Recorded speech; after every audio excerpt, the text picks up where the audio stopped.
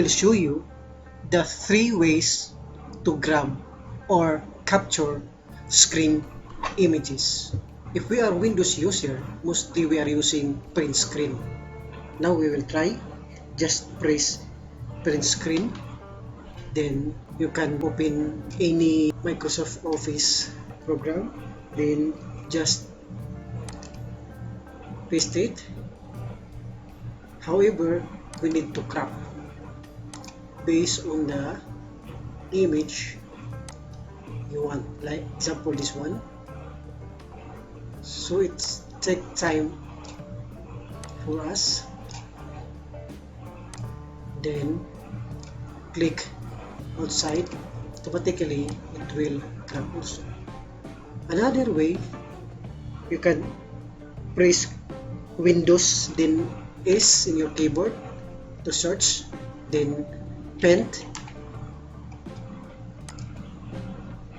Since I already pressed the print screen, I can paste, right click or Control V to paste. Then I can select this one here, so it's more easy than before. Then you can save, say image 1. Then if we will press Windows D, this is the one we are saving.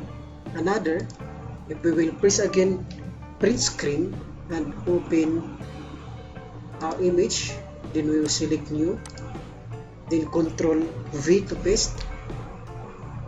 Same process, just cut and new, don't save and Control V. Now we have another image. We'll put image 2. Here we have image 1 and image 2. Another process also, here we are using this PowerPoint. We have screen clipping, so just these images also, press insert, then screenshot, screen clipping, then you can select the image, automatically it will insert. Then here screen clipping, then you can select also, automatically it will insert it here.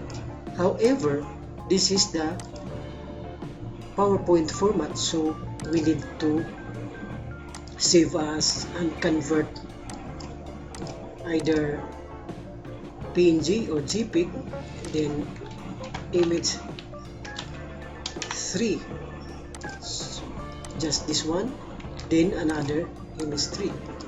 However, this is another I recommend to you. It's easy. Again, just press Windows S to search. This is snipping tools. This is very good to use, very fast and easy. Just click this one, snipping tool, then new, then you can almost the same with the screen clipping. However, whatever you select, it will go to the PowerPoint, or if you are using screen clipping in Word, directly it will insert into Word also, so we need to convert. However, this snipping tool, if we will select this one, then if we will save, automatically this will convert to PNG. Let's say image A. Look, if we press Windows D to show desktop, this is the one we make, image A. And again, we'll open this one. If we will use again this snipping tool, just no need to search because we have already opened the snipping tool. Just click new snap, then you can select which image you want, this one, and save snip. So automatically you will make image big. This is very fast process. New, then here, save, then image C.